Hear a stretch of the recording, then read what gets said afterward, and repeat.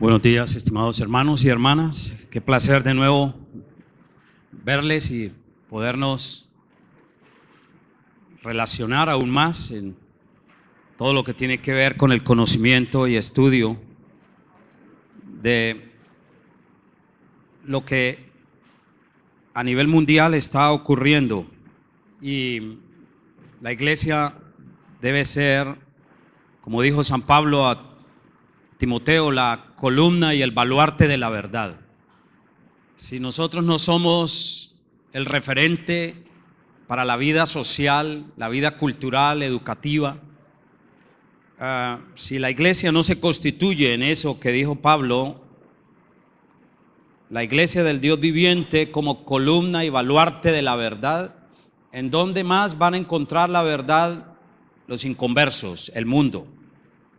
Luego nosotros somos ese bastión divino en la tierra para que la humanidad sea guiada a través de la palabra de Dios. Entonces, en esta segunda parte de nuestra conferencia, estudiamos entonces justamente lo que tenemos allí en las diapositivas. ¿Cuáles son las causas de todo este movimiento mundial homosexual en estos tiempos que llaman hoy posmodernos? ¿Sí? Posmodernos. Y hay dos en especial. Mire, la teología liberal en primer lugar, y en segundo lugar lo que se llama la nueva moral. Vamos a hacer un análisis de cada uno. En primer lugar, de la teología liberal. Siguiente, gracias. Porque la teología homosexual, por ejemplo, en mi ciudad de donde vengo hay 4 iglesias ya para homosexuales y la dirigen, hay una dirigida por 2 mujeres que son pareja, son lesbianas, y hay 2 iglesias más dirigidas por 2 parejas de hombres, pero y otra que se está constituyendo. Es realmente ya ellos están leyendo los libros, salieron en español, los han traducido, de los principales promotores de la llamada teología gay en los Estados Unidos. Y realmente la teología liberal pues se ha desprendido de la Biblia, de la palabra de Dios. Ya para un teólogo o pastor liberal, la Biblia ya no es su autoridad, sino ¿qué será? ¿Qué ha puesto en reemplazo de la autoridad de la Biblia? ¿Hacia qué otra autoridad se ha ido? Hacia la razón humana. Y lo que diga para él la razón, eso es para él la verdad. Pero si la razón humana no se nutre de las palabras divinas, de las escrituras, de esta autoridad, la razón se corrompe. Porque ¿quién le dice a uno que está en lo correcto? Solo Dios puede decir qué es verdad y qué es error, qué es luz y qué es tinieblas. Entonces, desafortunadamente, la teología gay es una consecuencia directa de la teología liberal, pero se da como fenómeno más fuerte en los Estados Unidos, pero está trascendiendo a América Latina. Siguiente diapositiva, hermana, gracias. La teología liberal en su fase moderna comienza en el siglo XVIII y en el siglo XVIII, tal vez XVII, XVIII, empezó a darse en Europa una crítica a la Biblia. Entender lo que es crítica bíblica radical de la palabra de Dios, pues es nada menos que criticar lo que está en la Escritura, y eso empezaron a hacer por allá en el siglo XVIII. Generalmente se llegó a creer que la Biblia era un libro de religión más, que la Biblia en el fondo no era un libro divino humano. O sea, solamente dejaron el campo humano para decir que la Biblia era un libro de religión como cualquier otro, como el Corán, por ejemplo, como el Bhagavad Gita entre los hindúes, etc. Y esta crítica radical empezó a cuestionar a un Dios trascendente, o sea, un Dios que está por encima de la creación.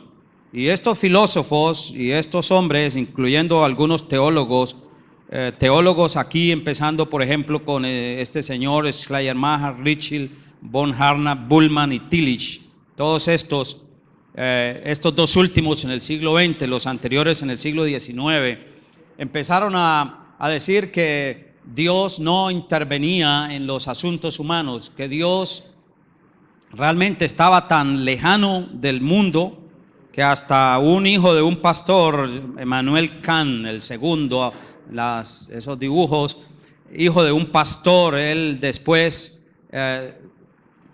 se va en contra de la autoridad de la Biblia y llega a decir que Dios estaba tan lejos que jamás podía escuchar nuestras oraciones, que era inútil orar a Dios porque lo finito que somos nosotros frente a lo infinito que es Dios, era imposible una comunicación entre lo finito y lo infinito. Por lo tanto, la oración, decía Immanuel Kant, solo te sirve a ti como un consuelo y como una terapia psicológica y emocional. Pero no ore más a Dios porque Dios no escucha sus oraciones. Cuando un hombre dice esto y era un hijo de un pastor, pues ¿qué estábamos o qué podríamos pensar? Que ya estaba cuestionándose la intervención de Dios en los asuntos humanos, y a Dios había que dejarlo allá lejos en un sitio y nosotros desarrollar un concepto religioso solamente con la razón humana, pero no guiado por la Biblia, porque decían ellos, la Biblia en el fondo está llena de mitología, de leyendas. La Biblia, decían estos filósofos y luego los teólogos que se alinearon con estas filosofías, ellos decían que la Biblia, por ser un libro precientífico, es decir, antes de que comenzara a darse los temas de la ciencia, la Biblia era un libro atrasado, era un libro que ya no nos podía guiar y llevar y conducir a la verdad. Bueno, todos estos análisis los fueron cogiendo en los Estados Unidos, en Canadá, en Europa también. Hombres que fueron creyendo esas mentiras y ellos se desprendieron de un Dios que nos gobierna a través de su palabra y su Espíritu Santo. Pero también ya fueron abandonando el concepto absoluto de la ley moral de los 10 mandamientos. Ya los 10 mandamientos no era la guía moral para los Estados Unidos, para Europa, en muchos lugares, en América Latina también. Cuando uno se desprende de la ley moral de Dios, cuando ya los 10 mandamientos no son la guía, primero los primeros 4 mandamientos que nos enseñan a cómo relacionarnos con Dios, y los restantes 6 mandamientos que nos enseñan cómo relacionarnos con el hombre, incluyendo, por ejemplo, el 7º mandamiento que habla de no cometerás adulterio. Allí está comprendido toda una sexología, todo un campo de educación sexual. Entonces, la teología liberal, que niega los milagros, niega la intervención de Dios. Seguimos, próxima. Entonces, ¿qué hizo la crítica bíblica radical? Al negar una doctrina, tal vez la más importante de la Biblia. ¿La ven ahí? ¿Cuál es? ¿Cuál es la primera doctrina y más importante de toda la Biblia, a juicio de algunos teólogos? La inspiración de la Biblia. Es más correcto decir expiración, porque Dios, lo que da a entender, la palabra que está allí en idioma griego es Dios expiró, como cuando el viento lleva las velas de un barco de velero y puede avanzar por el mar según impulsado por el viento, ¿sí? Entonces Dios expiró su palabra por la obra del Espíritu Santo. Esto llegaron a echarlo atrás todos estos teólogos y filósofos desde el siglo XVIII. ¿Y qué quedó en la mente de ellos? Pues un libro común y corriente, el cual se podía criticar, se podía decir qué es y qué no es la palabra de Dios en la Biblia, y se volvieron caprichosos. Por lo tanto, en tiempos modernos, el concepto de una Biblia inspirada por Dios, una Biblia infalible, inerrante, fue rechazada. Esto fue rechazado totalmente. Si nosotros, yo le quiero hacer una pregunta. Si alguien dice que la Biblia tiene errores, que descubrió un error en la Escritura, ya sea en el campo doctrinal o ético y moral, o en las narraciones que tienen las Escrituras desde Génesis a Apocalipsis. Si alguien demuestra que la Biblia tiene errores, o 1 o 10 errores, ¿en dónde queda su confianza en la Biblia? Le hago esa pregunta. ¿Puede alguien decir libremente? ¿Puede responder? Si la Biblia llega a tener 1 o 2 errores, o hasta 10, como dicen los críticos, ¿cómo queda nuestra confianza en el texto bíblico que llamamos la palabra de Dios?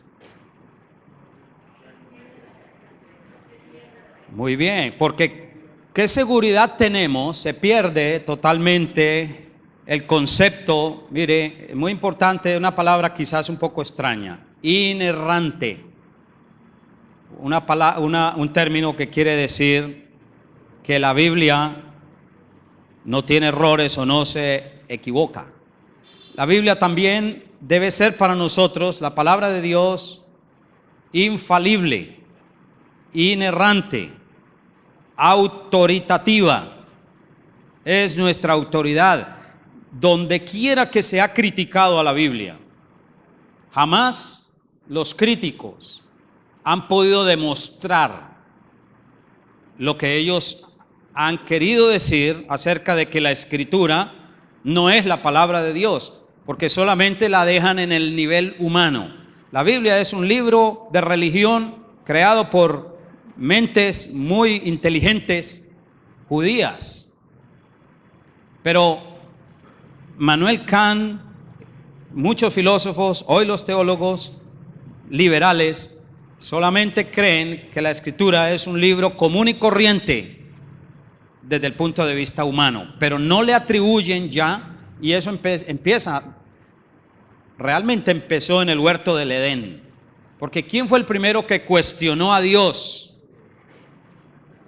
para engañar a nuestros primeros padres? Adán y Eva, Satanás. Entonces es una vieja mentira, pero ha venido a través de los siglos, y en el siglo XVIII empezó a cuestionarse la Biblia como palabra de Dios, porque se eliminó la doctrina más importante de toda la Biblia, la divina inspiración o expiración de las Sagradas Escrituras. Al hacerse esto, en materia moral, en materia sexual, si no hay una guía absoluta y perfecta que guíe la sexualidad de los hombres y de las mujeres en este mundo, exactamente, el pastor lo ha respondido correctamente. Cada quien hace lo que quiere, cada cual piensa lo que quiere y se guía más por su razón. Pero, como dijera el reformador Martín Lutero, la razón humana sin la revelación de Dios, la razón se convierte en una prostituta. Eso decía el reformador Lutero, por un lado. Me parece que tenía razón. Entonces, cuando empezó a cuestionarse la Escritura a través de la crítica bíblica, ahí empezó en la cultura occidental un debilitamiento de la moral. Vamos a seguir en la próxima. Gracias. Entonces, aquí esa crítica bíblica rechaza totalmente la autoridad de la Biblia. Y cuando se rechaza la autoridad de la Biblia, entonces ya hemos dicho, en materia moral y espiritual ya no existen unas categorías absolutas. Y cuando ya no existe una guía como verdad absoluta en la moralidad, el hombre hace lo que quiere. Siguiente. Por eso es que tenemos aquí la nueva moral. Es decir, de la teología liberal que cuestionó la palabra de Dios como inspirada, inerrante, autoritativa, necesaria, clara para nosotros, se produjo una corriente que se llama la nueva moral. Eso arranca en Inglaterra, se extiende a los Estados Unidos, en el mundo anglosajón, y hoy, por eso, en la misma iglesia presbiteriana, en los Estados Unidos, PECUSA, está aquí, mire, en esta gráfica, el matrimonio de dos miembros, dos pastores homosexuales están siendo casados por una reverenda, una mujer pastor, ¿sí? Entonces, cuando esto ocurre, una imagen como esta, que es una realidad, está en la internet y ahí explica los conflictos actualmente de la iglesia o misión presbiteriana en los Estados Unidos. Ellos se han dividido. Hay como quizá 25 a 30% de iglesias no aceptan que los pastores y los ministros puedan ser homosexuales. Pero una gran mayoría que había aceptado el liberalismo teológico, cogieron por la corriente de la teología gay y ahora están uniéndose hombres con hombres, un hombre con otro hombre, uno hace de mujer, el otro de hombre, y salen hasta juntos al altar a ministrar la palabra de Dios, a predicar, a enseñar. Y por supuesto, la mayoría de la gente que asiste pues es homosexual también. Entonces, dígame usted o piense, por favor, en un instante, ¿por qué, cómo es posible que en un ámbito tan precioso como es la iglesia del Señor, en un ambiente tan especial como es una iglesia cristiana, hablamos de nuestra misión presbiteriana entonces, ¿cómo es posible que esto se dé? En Bogotá, mi país, en la capital, en estos momentos, la misión luterana se está dividiendo y se va a dividir, yo creo que en los próximos meses. Es una misión interesante, luterana evangélica, pero también dentro de la iglesia luterana entró esto y ahora los principales obispos de esa misión quieren que se apruebe para la misión luterana en Colombia la homosexualidad. Unos no están de acuerdo, entonces tienen que salir. Eso acaba de suceder en la misión presbiteriana, la grande, la que trajo el evangelio a estas tierras, también a mi país, a toda América Latina y al mundo, porque los presbiterianos después de la reforma que surgen en Inglaterra llegan a Estados Unidos y de Estados Unidos envía cantidad y miles de misioneros por el mundo. ¿Hacia qué año por primera vez se detecta la misión cristiana evangélica presbiteriana en México? ¿En qué año más o menos? El siglo XIX, ¿sí? Comienzos del siglo XIX. Bueno, más o menos en todos los países de América Latina, los presbiterianos llegan cuando se logra a través de las revoluciones liberales políticamente arrojar a los españoles, ¿sí? De todos estos países. Entonces, por esa época, 1800, en mi país llega el evangelio hacia 1835. Más o menos en todo el continente latinoamericano se da ese mismo fenómeno. Pero aquí está algo que puede describir a través de esa imagen hasta dónde llega el hombre, aún en la iglesia. Nosotros, si no nos entregamos a la autoridad con gran respeto, temor y reverencia por las Sagradas Escrituras, Aquí habla Dios. Cuando yo leo la Biblia, oigo la voz de Dios directamente.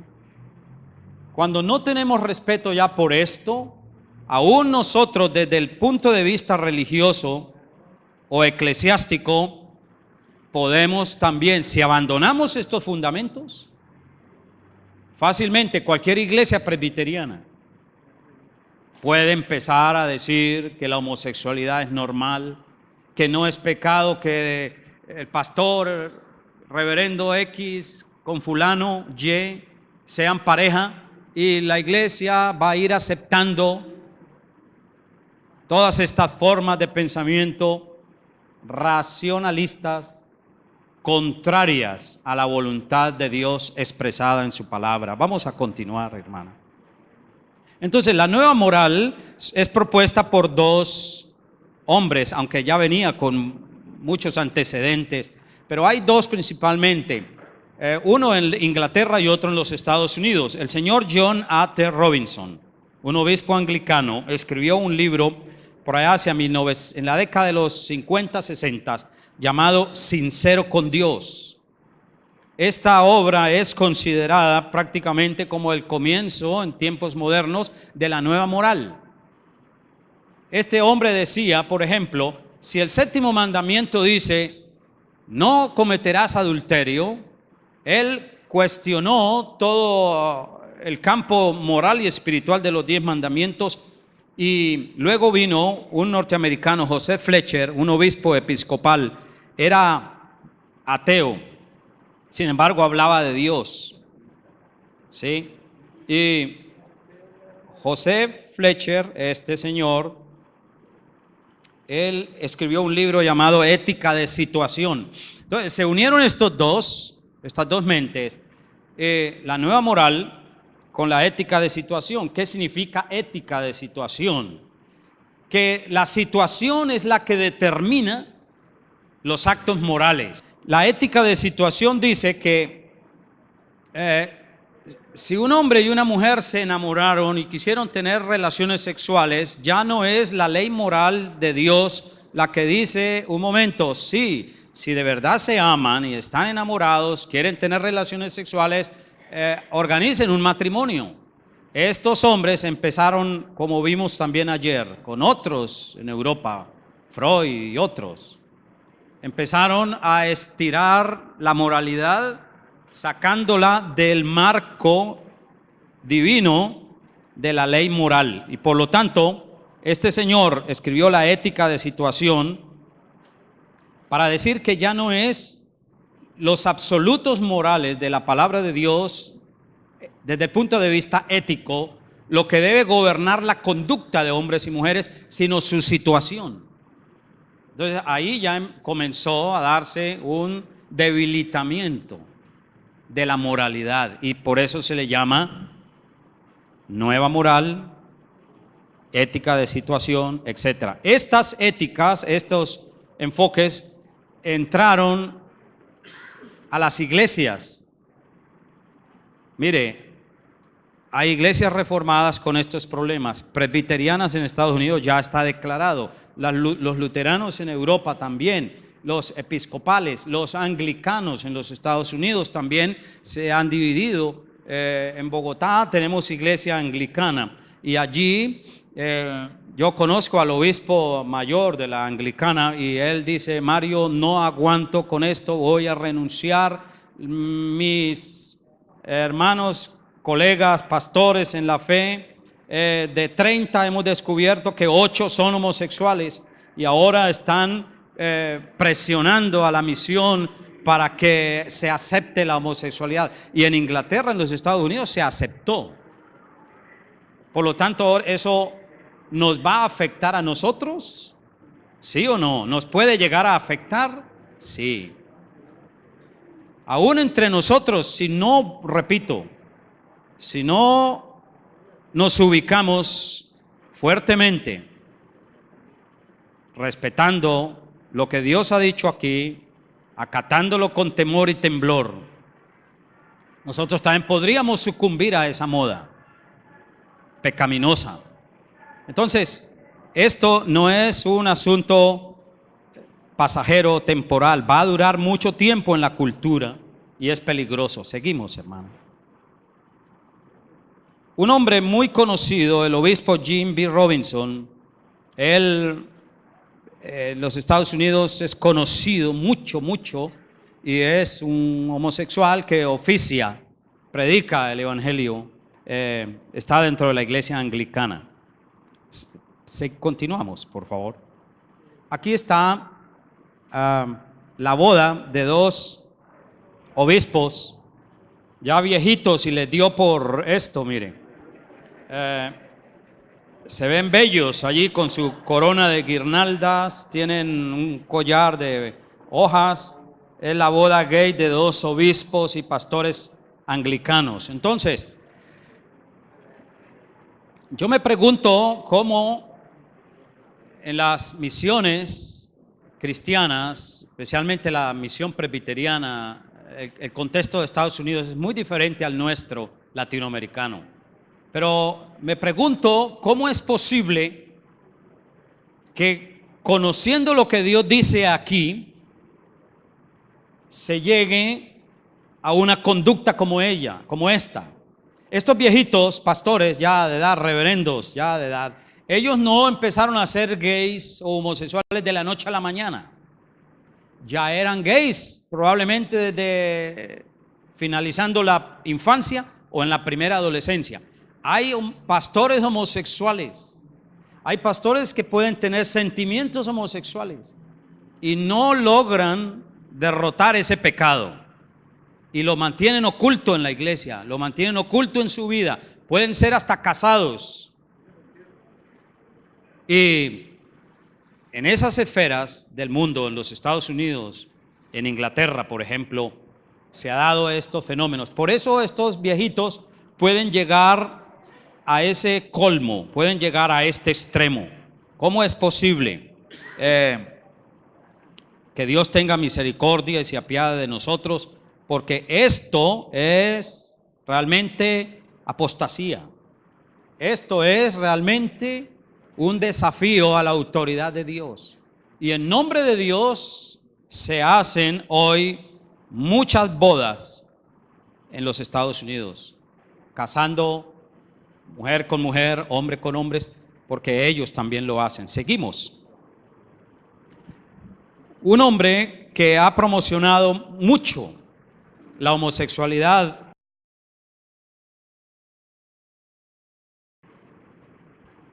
es este señor, el reverendo Troy Perry. Mire, Troy Perry era un bautista, era hijo de una madre pentecostal y él decía un cristiano, creció en la escuela dominical de una iglesia evangélica, creció, se desarrolló, pero la historia dice que a los 15 años el padrastro lo violó y él empezó a tener un trauma agudo. En las investigaciones sobre los orígenes de la homosexualidad, ayer les decía, es un problema que tiene muchas causas, se denomina multifactorial. Creo que el 70% de los problemas homosexuales en los varones se debe a una violación carnal en la infancia, generalmente. México tiene problemas de incesto. ¿Saben qué es esa palabra? Que el abuelo viola a la nieta, que el tío viola a la sobrina, que un hermano viola a su hermana, que hasta el propio padre llega a violar sexualmente a sus hijas. ¿Se presenta? ¿Sí? Bueno, permítame decirle, este es un pecado muy típico de la cultura latinoamericana. Muy típico en todos los países de América Latina, pero unos más que en otros. Por consiguiente, este hombre sufrió una violación y él comenzó a cuestionarse muchas cosas y dice en su biografía, podemos seguir, gracias, que él empezó a tener un atractivo por los hombres comenzando su adolescencia. Es decir, esa circunstancia negativa dañó su vida. Pero hay algo muy extraño en la vida de este hombre Troy Perry, que él fundó en los Estados Unidos 90 iglesias para homosexuales y ahora son 120 iglesias y las está exportando a América Latina. Ya tienen 2 en Argentina, una en Uruguay, una en Chile, y eso va a ir subiendo hasta llegar a México. ¿Por qué razón? Porque los países que se están abriendo liberalmente en política, en jurisprudencia, es decir, aprobando leyes para favorecer la homosexualidad, legalizarla, ahí llegan esas iglesias. Y Troy Perry, él está retirado, pero es un hombre muy inteligente, es homosexual. Él dice que Dios un día le habló y escuchó una voz y podemos seguir. Dios le habló y realmente dice él en su libro que Dios le dijo: Troy, no te preocupes, yo te creé así, no te avergüences de ser homosexual, yo te amo así y tú eres un cristiano gay y yo te acepto. Eso es mentira, está amañado, pero él de pronto por tratar de avanzar en el mundo eclesiástico inventó que Dios le había hablado, como hacen hoy muchos pentecostales y carismáticos, ¿sí? Tenga cuidado, porque aquellos que dicen que Dios les habla en el baño, les habla en la cocina, les habla al ir a acostarse, les habló Dios al levantarse, tenga cuidado con esos, porque yo sospecho de una persona que diga que Dios le habla todos los días y no conoce las Sagradas Escrituras. Está en un grave error, porque Dios solamente nos habla hoy por su palabra. ¿Ve? Pero nada sacamos con entender que Dios nos habla por su palabra si no la estamos leyendo, si no la estamos investigando, escudriñando. De nada sacamos. Aquí está con su novio, Benny, dice, él en su libro dice, yo leí su obra, está en idioma inglés y lo podemos conseguir ya en español. Está en español, en la Universidad Javeriana de Bogotá, es una universidad de jesuitas. ¿Cuál es aquí la universidad en México? También hay Universidad Pontificia, sí, también, de jesuitas, ¿cierto? Está en México también. Creo que México fue la primera universidad que fundaron los jesuitas fue en México. No recuerdo el nombre. La segunda fue la San Marcos de Lima y la tercera universidad fue la Universidad Javeriana de Bogotá, que fundaron los jesuitas. Sí. Real Pontificia, sí señor. Esa fue la primera en América Latina. ¿Sí ve? En México. Entonces, ¿por qué les hablo de esto? Aquí vemos a un hombre, Troy Perry, el fundador de la iglesia Comunidad Metropolitana Internacional, así se llama, que está abriendo grupos en América Latina para homosexuales. Él dice en su libro, aquí está con Benny, y fue el amor de su vida, dice, siendo cristiano, dice él. Cuando este hombre lo abandonó, él se quiso suicidar, pero ahí fue donde les comentaba, podemos seguir. Él dice que oyó la voz de Dios y lo que ya les comenté. Supuestamente Dios le dijo, no tengas temor, Troy, yo te acepto así. Es decir, en otras palabras, Dios no pide cambio. Seguimos, hermano. Mire el tipo de iglesias que ha fundado en los Estados Unidos. Tienen mucho dinero, hay capacidad económica, templos muy bonitos, lujosos, ¿sí? Templos tienen que tener dotación para las 4 estaciones allí en los Estados Unidos, pero en Canadá, Norteamérica, también entre Estados Unidos y Canadá ha fundado ya hoy 120 iglesias. No estamos hablando de algo que ya pasó, está vigente hoy. Es algo activo, es un boom. Ustedes tal vez aquí no experimentan tanto el asunto de la homosexualidad en cuestión de la presión social a través de los medios, la educación, la misma política. Ayer lo que les comenté es una verdad en Colombia. Podemos los pastores ir a la cárcel muy pronto, porque los gays están impulsando en el Senado de Colombia una ley para que ninguno intente, vamos a decirlo entre comillas, convertir a un homosexual a la fe cristiana. Han amenazado a pastores, psicólogos, educadores, etcétera, porque ellos tienen la idea de que la homosexualidad es irreversible, es decir, que no puede cambiar una persona. Si es gay es porque nació homosexual, nació gay, genéticamente, biológicamente. Entonces ellos están impulsando una ley para meter a la cárcel a los pastores que les hablen de Dios y usemos la palabra de Dios para atraer a los homosexuales y llevarles a la fe cristiana. Quieren impulsar esa ley para que el que haga esto tenga problemas con la justicia. Seguimos, hermano. Voy a presentarles otro. Este es un teólogo anglicano, el señor John Shelby Spong. Él no es gay. Pero mire, por ejemplo, lo que dice para justificar la homosexualidad en las iglesias. El apóstol Pablo es casi probable que fue gay, dijo. Sostiene. ¿Por qué? Porque cuando el apóstol habla en la segunda carta a Corintios, capítulo 12, del aguijón en la carne, este obispo anglicano dijo, Pablo era gay. El aguijón en la carne de él era que le gustaban los hombres. Y le gustaban eran los que tenían barba, dice en su libro.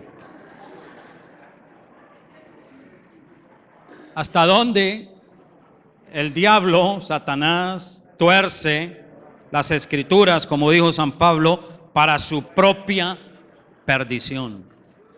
Usted lee estos libros que yo les cuento. Mi libro que yo publiqué en el 2008, que ayer mostraba nuestro hermano Islem. Lamentablemente no pude traer muchos porque el problema de la maleta y los 20 kilos que pide las aerolíneas, etcétera. Pero vamos a enviar a varios aquí a Paraíso, etcétera, a otros lugares. Usted ve en mi libro, yo me leí todos estos autores para poder hacer refutación. En el año 2000, Dios me llevó a estudiar a Ámsterdam, Holanda. Estuve 3 meses haciendo lo pagó la Billy Graham Evangelistic Association de los Estados Unidos, nos pagó a 30 pastores de Colombia estudiar allí después de asistir a un congreso y fue muy interesante. Pero yo estudié con un hombre reformado que para mí es el teólogo que yo tal vez más leo, J.I. Packer, no sé si lo conocen, hay un libro en español de él que se llama Hacia el conocimiento de Dios, se lo recomiendo, J.I. Packer. Es un hombre que todavía vive, tiene 94 años y vive en Canadá. Estudié con él una semana, bueno, eran cursos muy intensivos porque era un diplomado de 3 meses. Pero allí en esta ciudad, Ámsterdam, si usted algún día puede ir y Dios le permite, yo no tengo plata, yo no soy rico, la verdad, si usted escucha que yo he viajado, no es que yo tenga plata. Todo ha sido donado, becas de estudio, ¿sí me entiende? Becas. Y les recomiendo a todos, pero en especial a los jóvenes, que aprendan el idioma inglés, que lo hablen, lo lean, lo escriban, lo entiendan. Si usted habla bien el inglés, no se vaya a ir rápido para los Estados Unidos. Pero es para aprovechar los buenos libros que hay en materia de teología, de estudio bíblico, etcétera, etcétera. Entonces, ¿cómo es posible? Un hombre de estos, mire lo que dijo, cómo interpretó la Biblia. Seguimos, llevamos. Otro hombre, quiero presentarles el señor Robert Williams. Él era es también un clérigo episcopal, impulsa fuertemente la teología gay. Seguimos. Otro que era un evangélico, el señor James Melville White, un clérigo estadounidense. Mire, este señor trabajó con Billy Graham, Pat Robertson, Jerry Falwell, otros evangelistas. Fue pastor evangélico por varios años. En Colombia decimos salir del closet. También, cuando un hombre se identifica pública y socialmente, declarando con orgullo que es homosexual. Ya está en la cuarta etapa. No habría tiempo de ver otros análisis porque es que todo puede comenzar en la infancia. Y a veces los padres no nos damos cuenta. Tenemos que pedir a Dios la santificación del hogar y del sexo en el matrimonio y la santidad en el hogar, pidiendo mucho al Espíritu de Dios. Este señor era un pastor reconocido en los Estados Unidos, James Melville White. De pronto, en el año 93, dice que salió del closet. ¿Y quién lo recibió? Y le hicieron calle de honor y le hicieron un culto especial de gratitud a Dios por haber dicho, haber expresado públicamente en los Estados Unidos que él era homosexual y que era homosexual desde muy joven, desde la adolescencia. Casado, con hijos, abandonó a su esposa, abandonó a sus hijos, se casó con un hombre. ¿Y quién lo casó? El señor Troy Perry, el anterior que vimos, el que fundó la Iglesia Metropolitana Universal Gay en los Estados Unidos y Canadá, siendo pastor evangélico. Dios nos libre, Dios nos ayude. Se están dando circunstancias que nos pueden afectar a nosotros también. Seguimos, hermana. Otro, el señor Paul Capets, un pastor de la iglesia presbiteriana, muy reconocido en los Estados Unidos, de la Pecusa. ¿Cómo es posible hombres que predican el evangelio estén en esa conducta? Seguimos. Ahora viene, alguien inventó lo que se llama el inclusivismo homosexual. ¿Qué es inclusivismo o de incluir?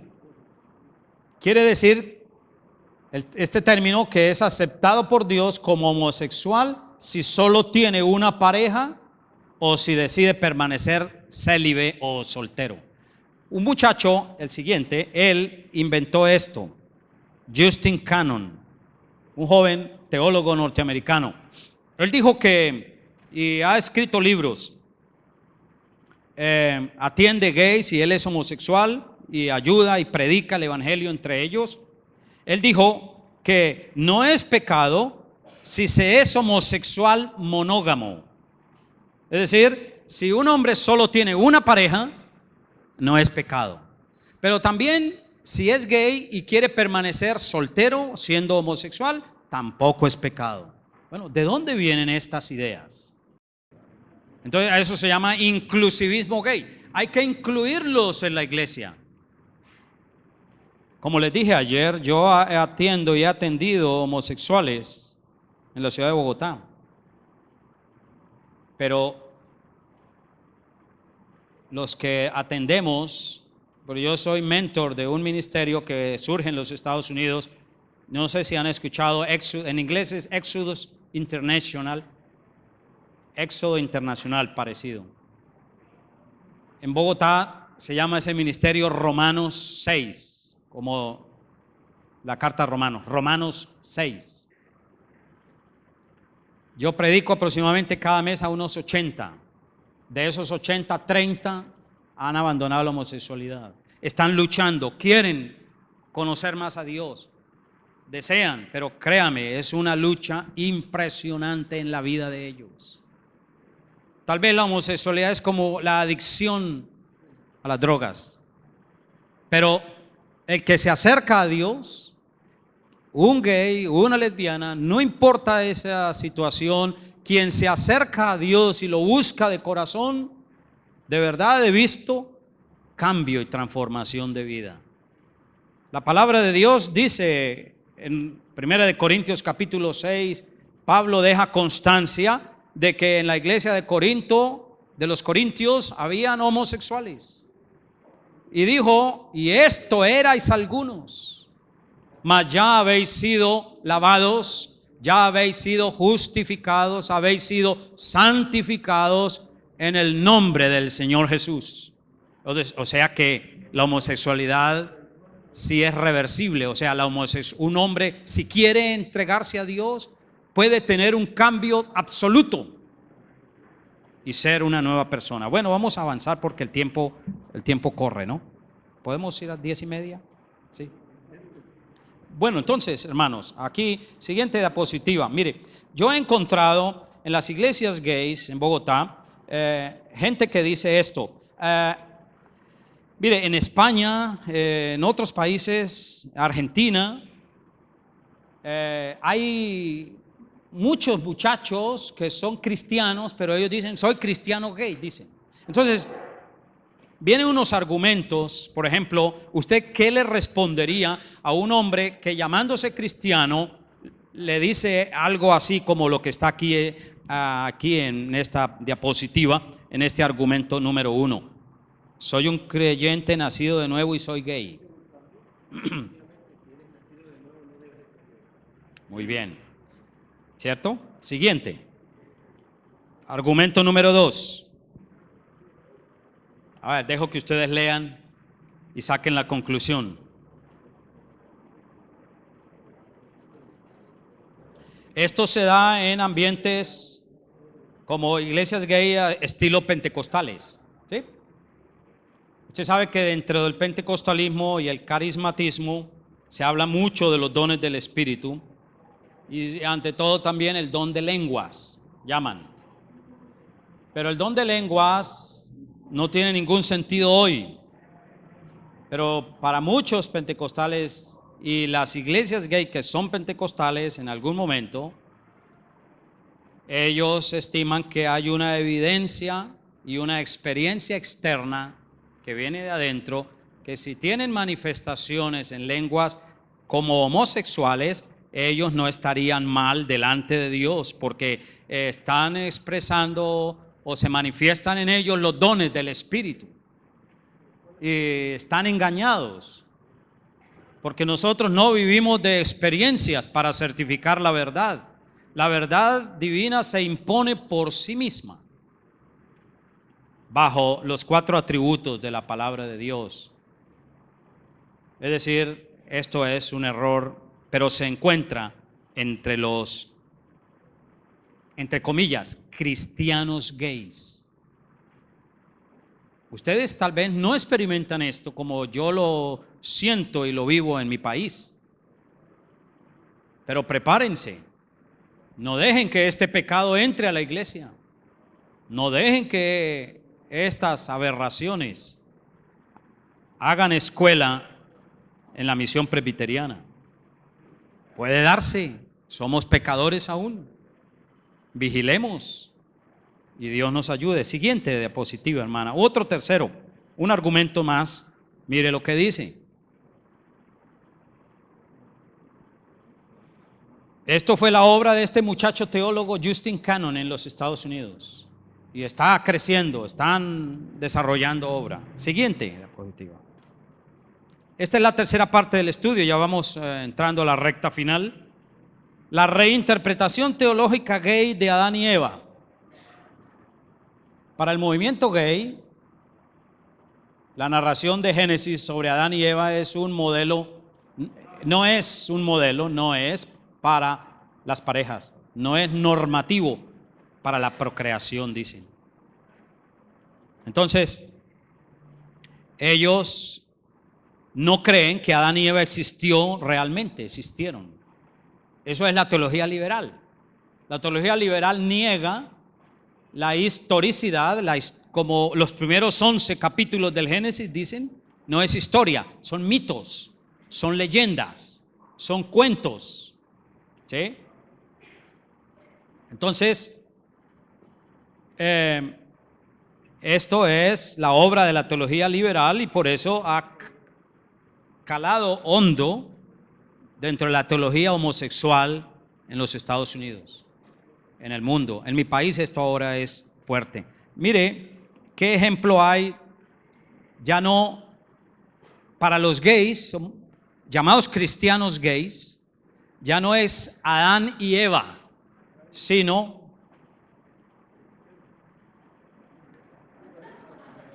Adán y Evaristo.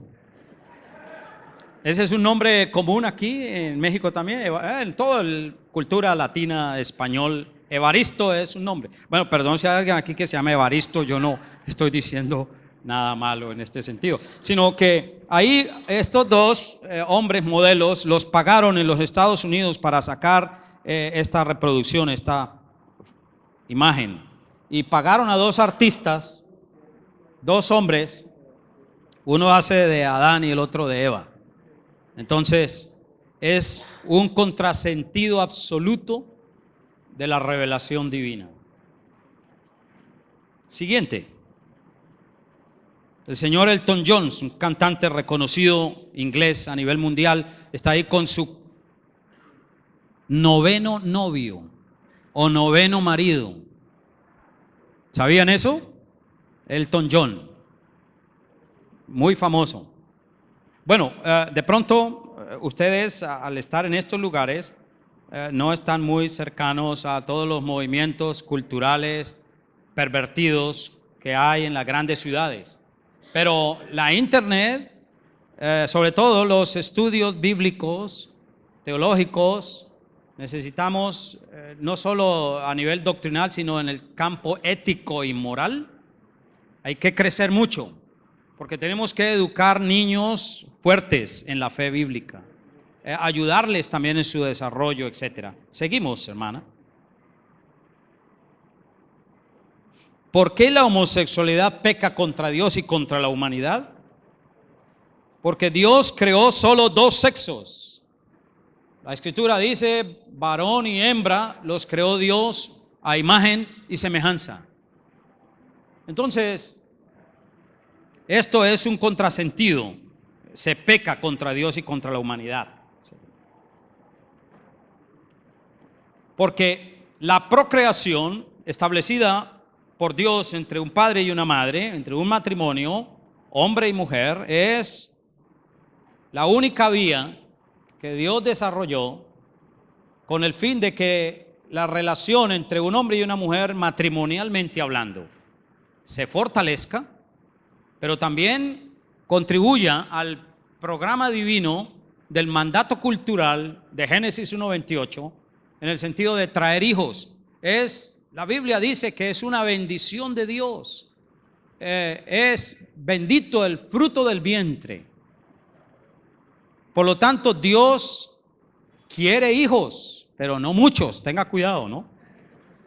Si usted puede tener 20, pero solamente van a sobrevivir 2, hay que mirar esto con mucho detenimiento y cuidado. Seguimos. Voy a presentarles tal vez el teólogo más fuerte. Es un teólogo católico, uno de los grandes impulsores de la teología gay, el señor Daniel Helminiak, un teólogo católico dominico que vive en Canadá, Norteamérica, y él es uno de los más fuertes. Ustedes han escuchado y hemos leído la historia de Génesis 19 sobre Sodoma y Gomorra. ¿Qué dicen los gays? Primero, que esto no sucedió como lo dice la Biblia. ¿Cómo? Podemos continuar, hermano. Yo creo que literalmente ocurrió esto y fue un castigo divino por el pecado de la homosexualidad. ¿Sí? Podemos continuar, hermana. Bueno, perdón, voy a explicar algo. Bueno, tal vez es más adelante. Está bien, podemos. Vemos unos pasajes bíblicos donde Dios habla duro contra la homosexualidad. Levítico 18:22, Levítico 20:13. Y Este señor Daniel Helminiak dice que el pecado de los sodomitas contra los ángeles que fueron a la casa de Lot no es porque los sodomitas querían tener sexo con estos ángeles materializados que fueron a sacar a Lot para que no sufriera el juicio de Dios que iba a caer sobre Sodoma. El pecado de estos sodomitas, dice este señor Daniel Helminiak, y ahí en mi libro yo explico mucho más a fondo, es que sí, puede regresar, hermana. Gracias. La otra. Muy bien. Consistió en la violación de la ley de la hospitalidad de parte de Lot. O sea, Lot no fue hospitalario de una manera apropiada con los sodomitas que querían ir a conocer a los ángeles, hablar con ellos, etc.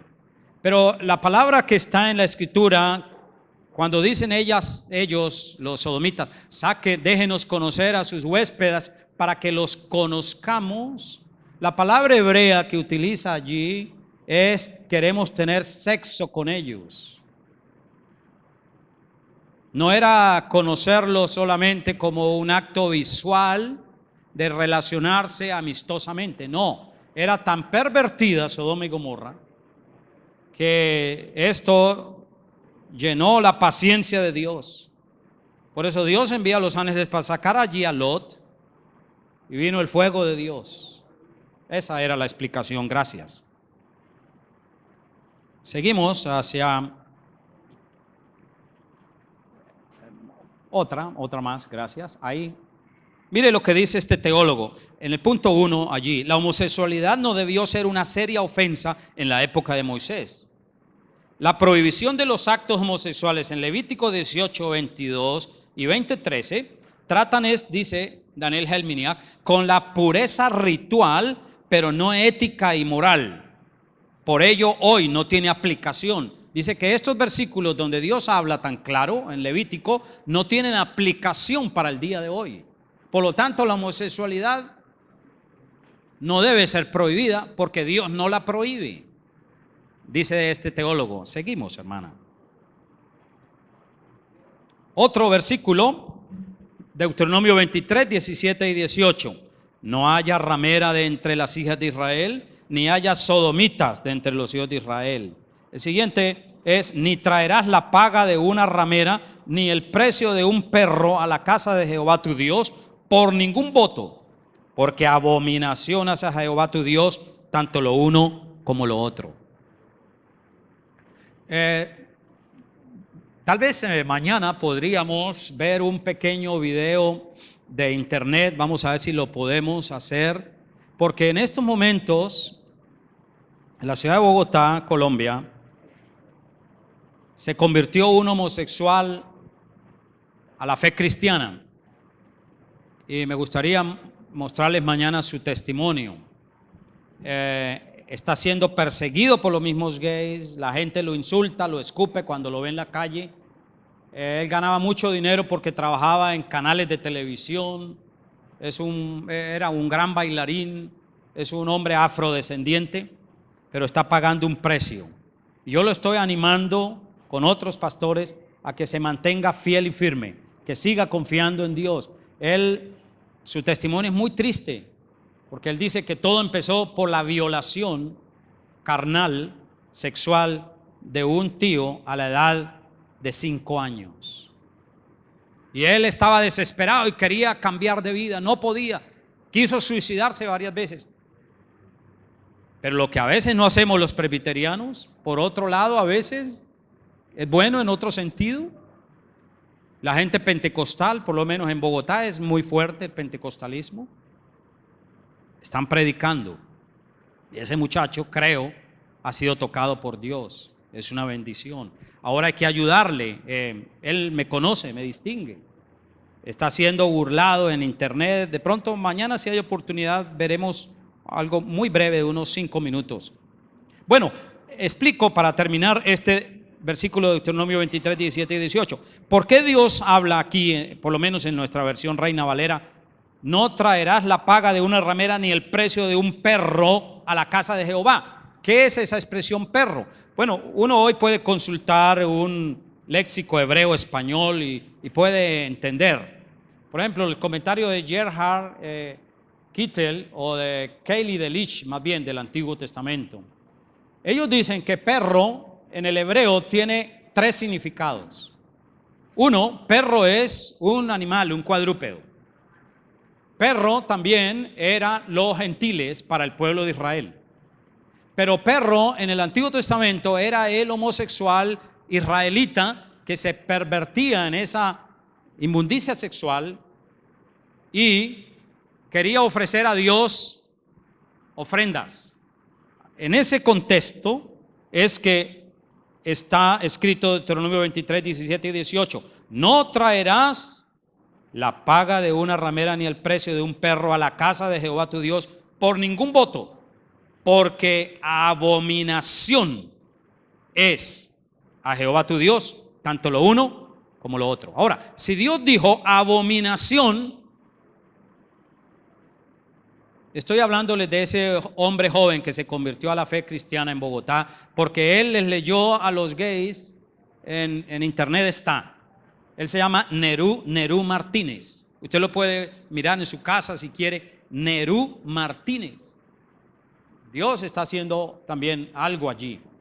Entonces él le cita a los antiguos homosexuales compañeros de él: mira, abandona esa conducta, esto es pecado, mire, Dios dice es abominación. E inmediatamente lo demandaron, lo llevaron a un juez y le prohibieron que en internet, que públicamente dijera que la homosexualidad es abominación, según Dios. ¿Me comprenden? Todo torcido está en la humanidad. A lo malo llaman bueno y a lo bueno malo. A la luz tinieblas y a las tinieblas días. Esa es la condición del hombre separado de Dios. Bueno, seguimos ya y me parece importante, voy a abrir unos 15 minutos, está bien, para unas preguntas. Seguramente me gustaría, está bien, hermano Islem. Entonces, bien, ya vimos esta, ya les expliqué, seguimos. Otra es Primera de Samuel 18, 1 al 4, Segundo de Samuel 1, 26.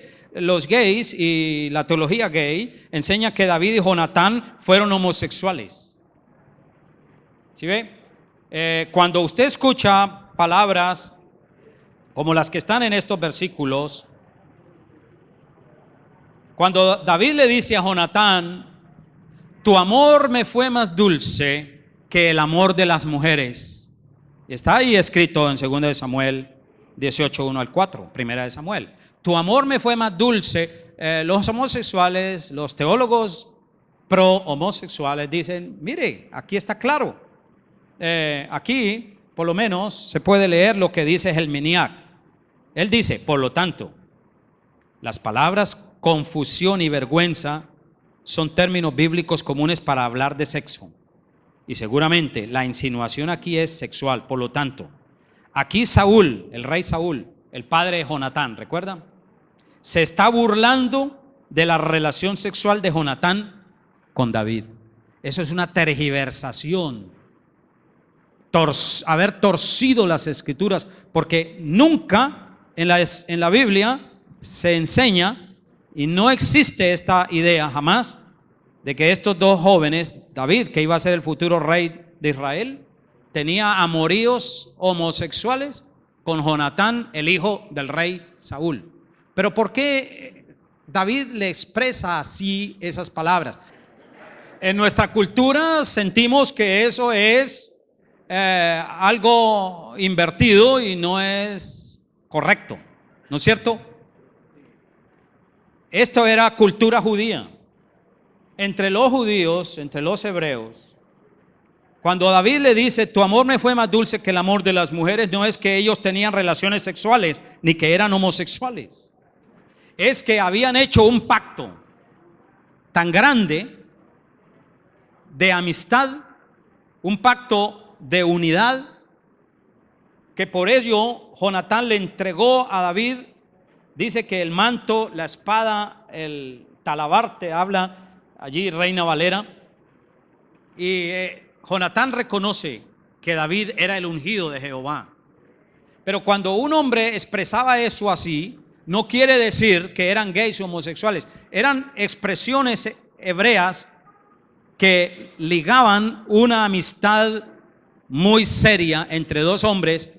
Pero cuando David se expresa de esa manera, los gays han cogido estas escrituras y las han tergiversado para hacerle creer al mundo, y eso en televisión, la televisión por cable. Yo vi un programa hace poco de Nat Geo, donde hablaban exactamente lo que dice este teólogo Helminiak, diciendo: David, el rey, era homosexual, tenía amores con Jonatán. No existe en el idioma hebreo allí una palabra que diga que ellos tenían relaciones sexuales. Yo no sé, aquí en México, en Colombia llamamos dos muchachos que son muy amigos, uña y mugre. ¿Sí? Bueno, más o menos. Eso es lo que quería decir esas palabras. Somos uña y mugre. Pero no lo que están diciendo hoy los gays en teología liberal. Bueno, y ahora sí, vamos a ir. Mire, hay otro versículo donde Dios habló duro en contra de la homosexualidad en tiempos antiguos. Primera de Reyes 14, 24 y 15, 2. Se llamaba prostitución sagrada. Había entre hombres y mujeres. Vamos a avanzar.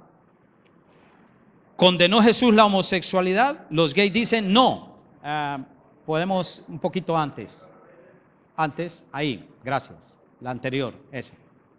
En los Estados Unidos, mire esa valla que hay tal vez en un lugar, Would Jesus Discriminate, y hay hasta una www. Dicen que Jesús no condenó la homosexualidad.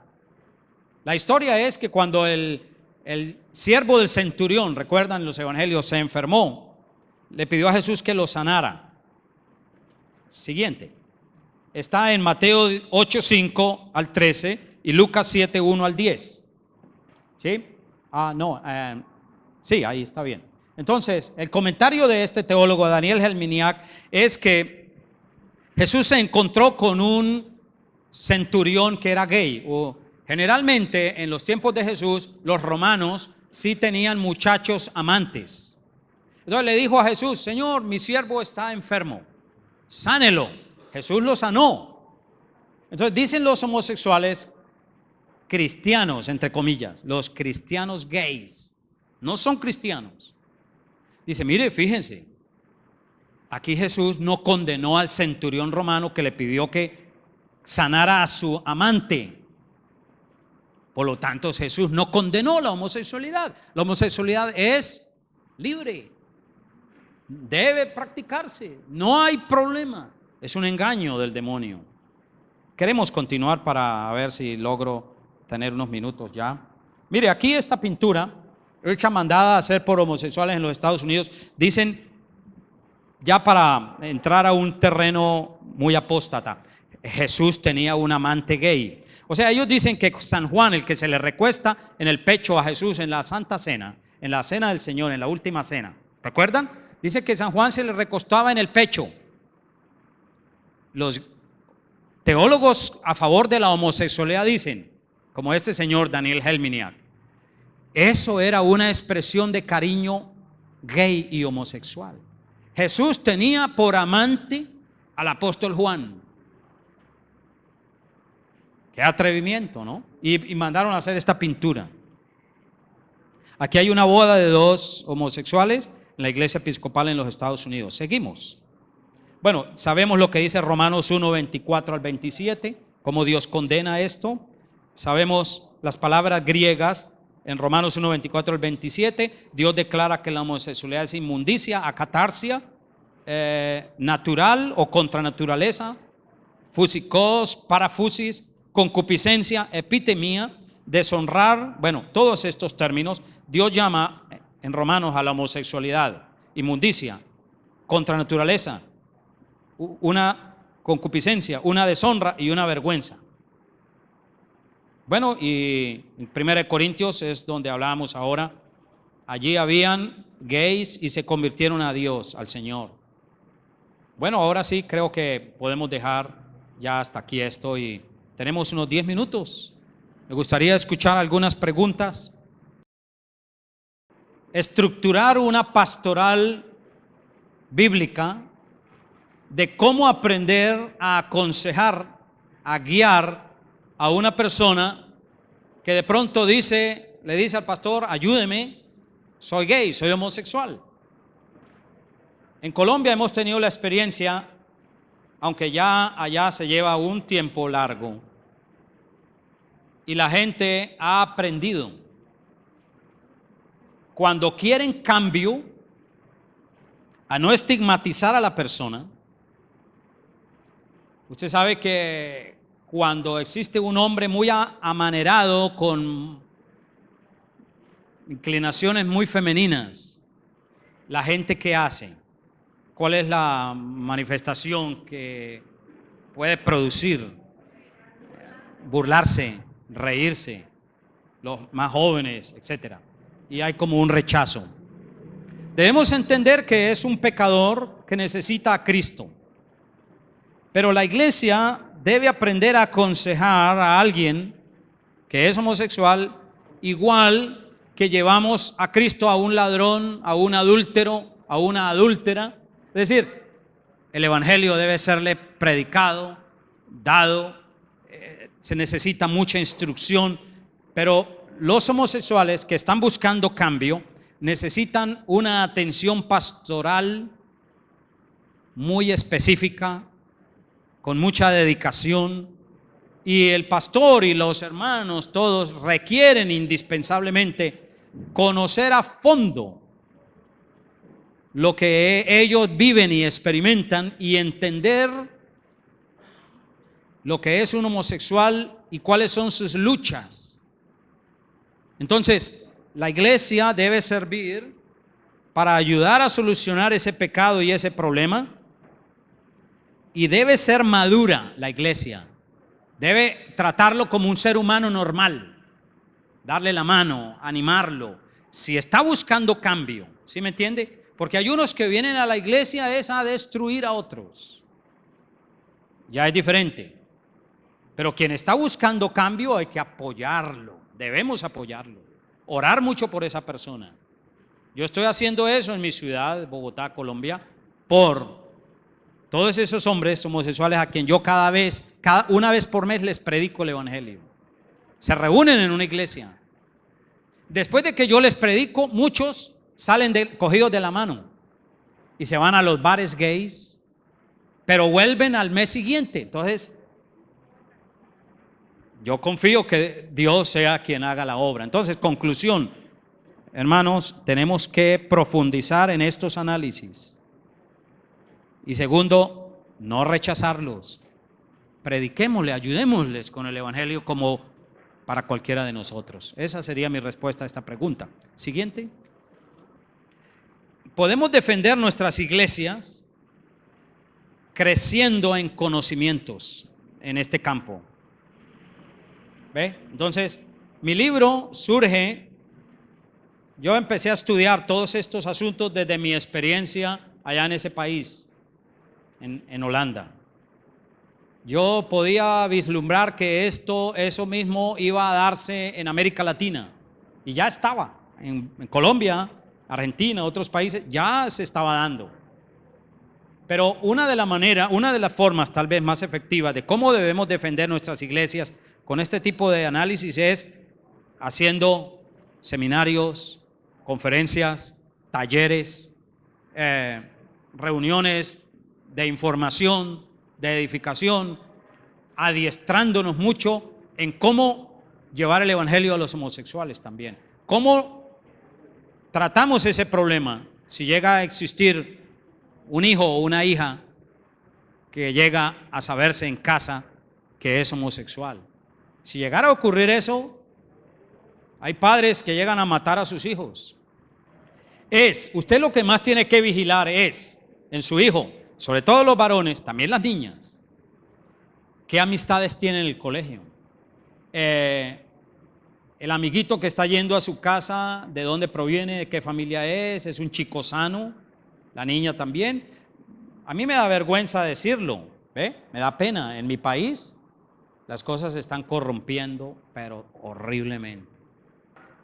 Si la homosexualidad fuera comprobada genéticamente, ¿cómo lo refutas? Si la homosexualidad fuera comprobada genéticamente. Bueno,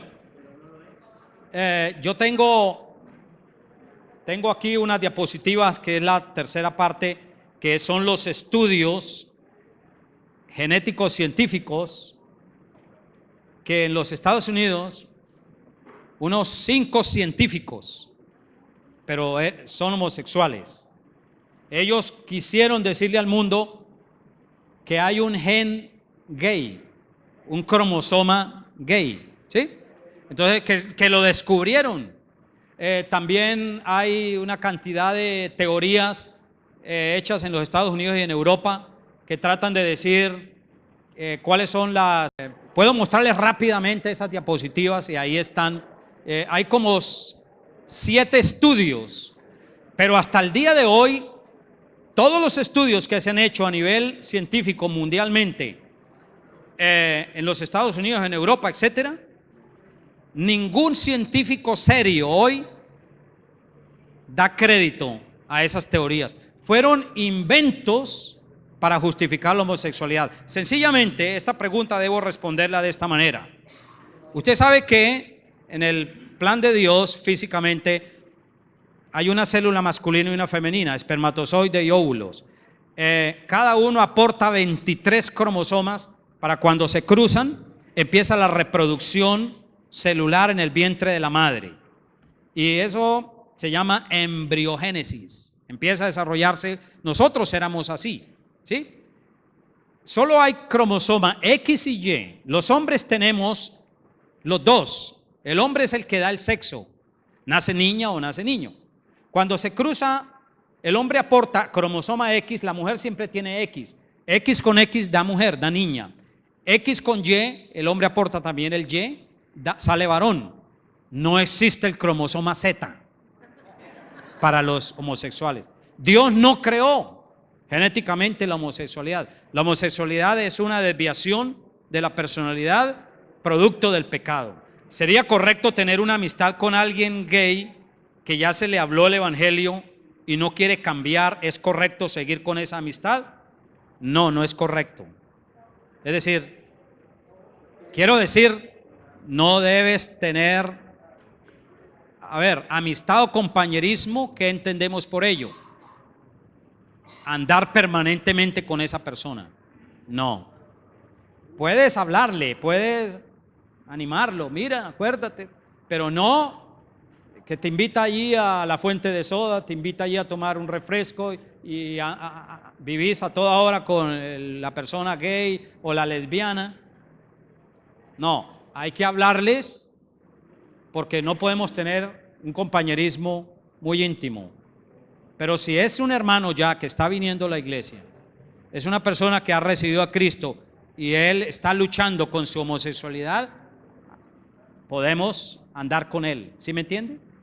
Podemos estar en la etapa de ayuda, pero no sería correcto tener una amistad.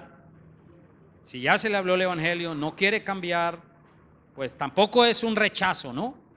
Hay que tener cuidado, pero me refiero es tener familiaridad. Bien, última pregunta.